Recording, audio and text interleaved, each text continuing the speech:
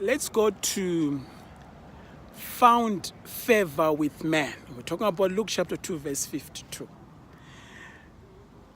What happens when children age out of orphanages? Girls get pregnant, boys just go AWOL and things like that. What is it that goes wrong? Again, I'm going to ask you, measure yourself. I have a friend who said they aged out of this orphanage. There were quite a number of them. And some of them, the first few months, committed suicide. They couldn't fit in the society. Another lot, they were ladies. They married men much older than them. She also was in some kind of problem. Now, why? What is it? Some of the statements they were saying was, we failed to fit in society. Culturally, we couldn't connect. What is it that maybe we are not doing right as we try and socialize these boys and girls? Now, it doesn't start at 16, 17, 18. It starts way down there. Now, the people, the children are likely to meet, these children in the orphanages, they are those that are at church, at school, and at home. Now,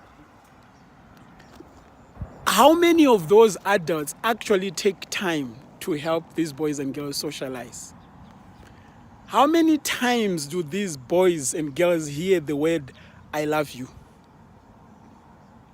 care for you? This is how we do this, okay? When there are adults walking into the house, you don't stand, or whatever those cultural, social things that make the children be able to adapt to society. Girls, this is how we sit. Boys, this is how we behave. And I don't know. So, now, if the children fail or don't function properly when they leave the foster homes or the children's homes, where are we going wrong? So I want to ask you again questions. What is it that we are not deliberate about in teaching the children? So they end up social outcasts. So I know of a place in Harare where there is a center where orphans go there, and then they call the elderly people to just sit, talk to the children.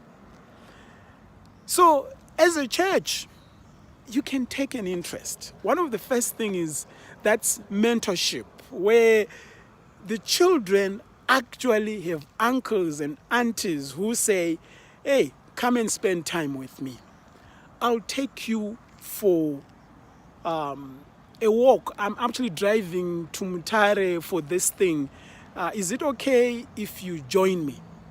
This is a man talking to another boy who's at an orphanage.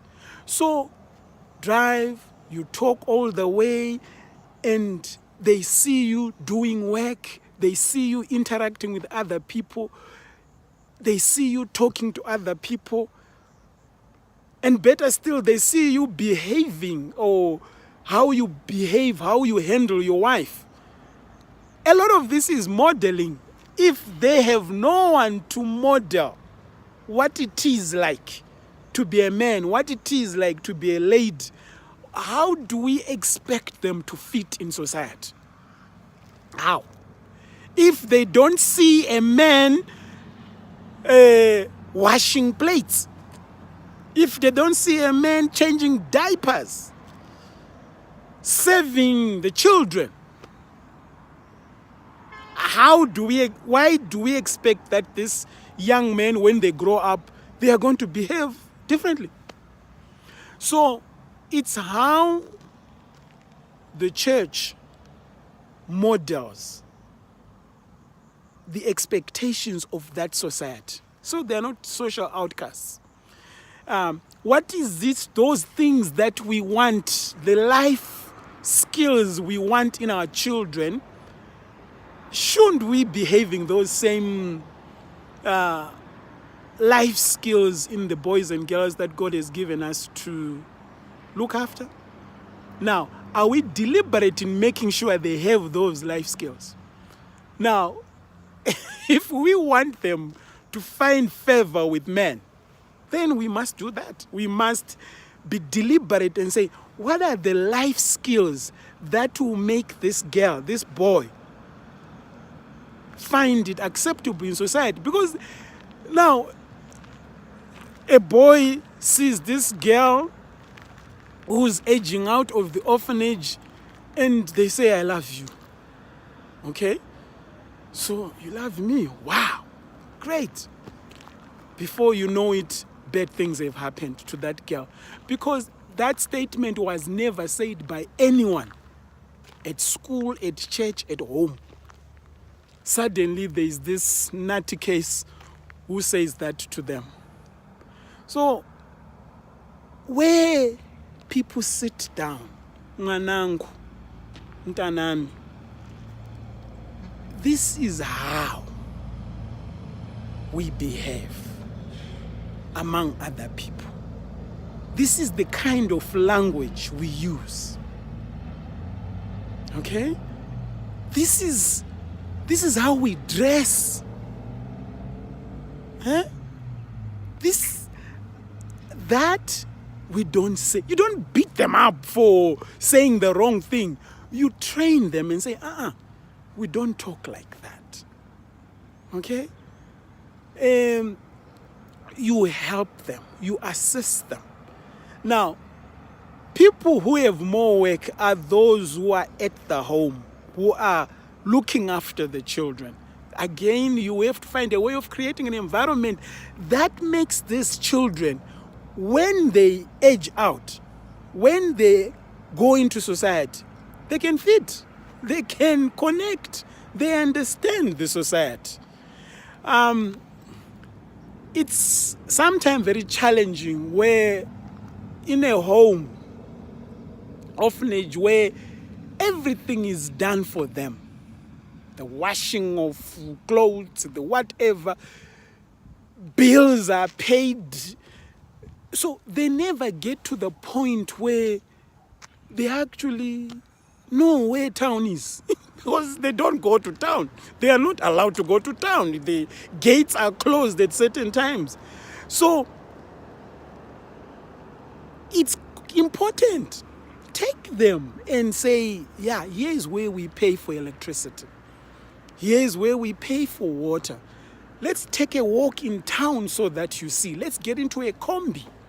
Okay, let's go to the high density areas. Let's go to wherever, Kumusha. Mumboita trip now so that they go and see the rural areas, how other people live. Now, if we don't do that, if the children don't get to learn, where on earth do we think they are going to learn that? I mean, we take time to take our own children to go and see Govana Tete and all that grandparents and things. Now, if orphans don't get that opportunity, those children who are under our care, friends, they are going to have a very challenging time when they leave the homes they stay in right now. They are not going to fit in society. They are going to find it difficult. Okay? How do I handle elders? How do I handle people of the opposite sex? How do I deal with these things? I don't have a degree in sociology, but there is a way that will help equip our children to be able to fit in society. Thank you.